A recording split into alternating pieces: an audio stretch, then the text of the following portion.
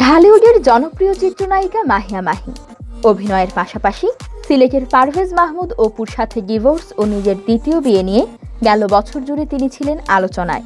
সোমবার সামাজিক যোগাযোগ মাধ্যম ফেসবুকে তার দেয়া একটি স্ট্যাটাস নিয়ে ফের শুরু হয়েছে নতুন গুঞ্জন। রহস্যময় সেই স্ট্যাটাস নিয়ে এক একজন মন্তব্য করেছেন এক এক রকম। সোমবার ফেসবুকে দেয়া সেই পোস্টে মাহিয়া মাহি লিখেন, এখনো আমি সেই স্পর্শটা অনুভব করতে পারছি, আমি দেখতে পাচ্ছি তুমি ঘুমিয়ে আছো।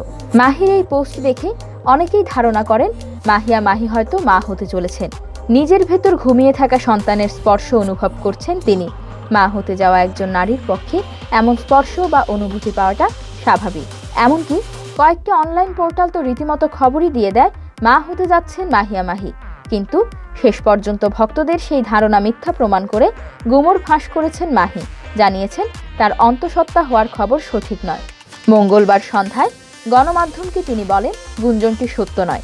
মূলত আমার শরীরে ছোট্ট একটি অস্ত্রোপচার হয়েছে। বর্তমানে আমি ভালো আছি। সোমবার হাসপাতাল থেকে বাসায় ফিরেছি। আশা করছি শীঘ্রই আবার শুটিং সাইটে প্রত্যাবর্তন করব। এর আগে ফেসবুকে কিছু ছবি পোস্ট করেন মাহি। ক্যাপশনে লিখেন, এবং এখানে আমার নতুন বছরের ছবি, আলহামদুলিল্লাহ রাকিব সরকার।